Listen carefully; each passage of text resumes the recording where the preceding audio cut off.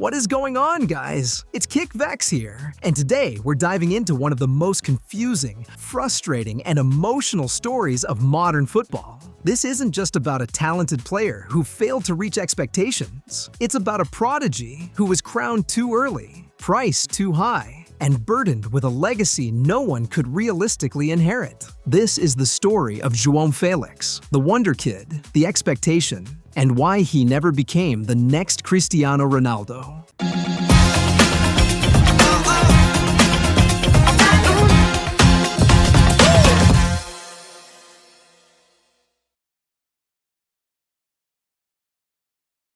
João Félix Siqueira was born on November 10, 1999, in Viseu, Portugal. From the very beginning, football came naturally to him. He wasn't built on power or explosiveness. He was built on instinct, intelligence, and elegance. As a child, João played with freedom. He drifted between lines, found pockets of space others couldn't see, and made the game look effortless. He wasn't obsessed with goals. He was obsessed with touches, combinations, and ideas. Coaches saw a rare type of talent, a player who understood football emotionally as much as tactically. He didn't force moments. He felt them, and that natural creativity would become both his greatest strength and his biggest weakness.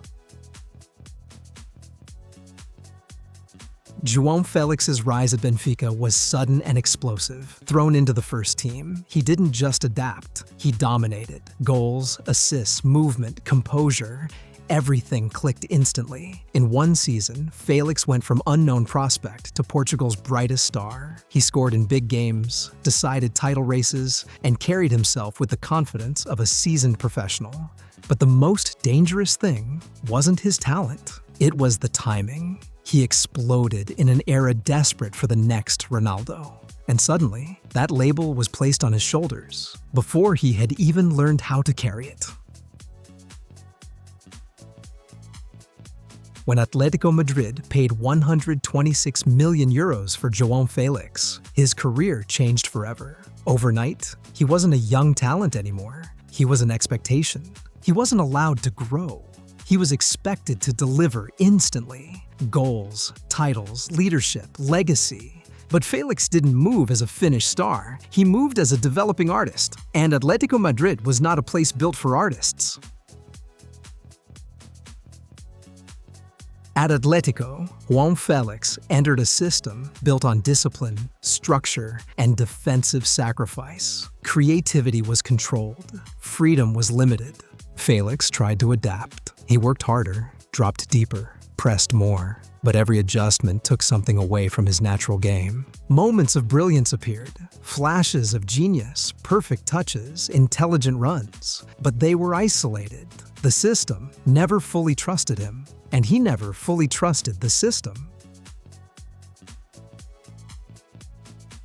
Being Portuguese made the comparison inevitable. Every goal he scored, every slick touch was measured against Cristiano Ronaldo, the greatest export Portugal had ever produced. From the very beginning, the world didn't see João Félix. They saw the next Ronaldo, a label heavier than any player could carry at 19 or 20. And the more he tried to prove himself, the more the comparison suffocated him. Ronaldo was obsession incarnate, relentless, explosive, unafraid, physically dominant. Félix, on the other hand, thrived on intelligence, anticipation, and subtlety. He wasn't built to bulldoze defenses. He was built to glide between lines, sense pockets of space, and make decisive touches. Yet the world insisted he replicate power, aggression, and numbers that weren't natural to him. Every assist, every chance created, every moment of finesse was overlooked. Instead of being celebrated for his own style, Félix was scrutinized for what he wasn't. Not strong enough, not fast enough, not a consistent goal machine. And slowly, that constant comparison,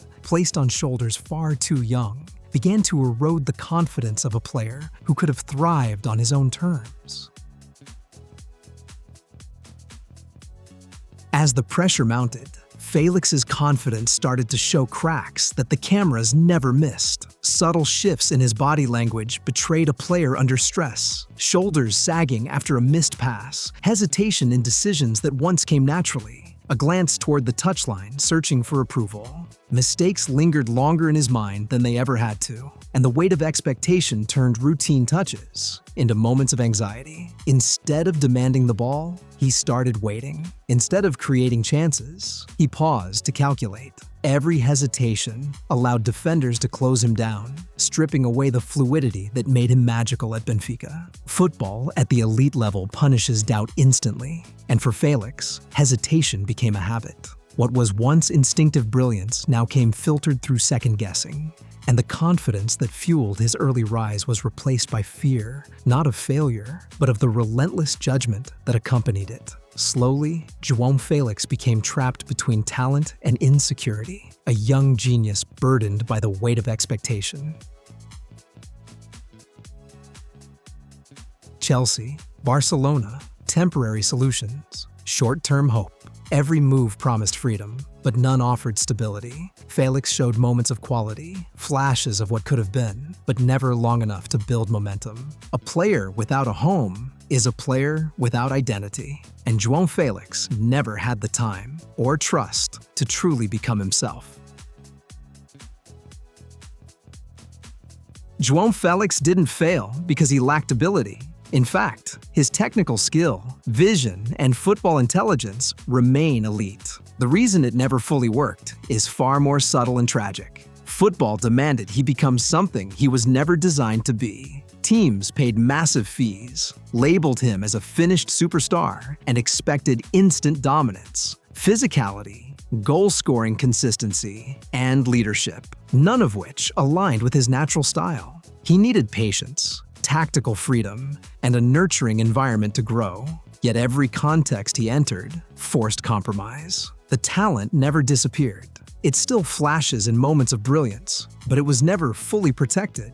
And without the right environment, even the brightest stars can flicker and fade. João Félix's story is a warning, not a tragedy. It reminds us that talent needs space to breathe, that not every great Portuguese player must become Ronaldo. He was crowned too early, judged too harshly, and moved too fast. João Félix never became the next Cristiano Ronaldo because he was never meant to. And maybe, if football had let him be João Félix, the story would have been very different.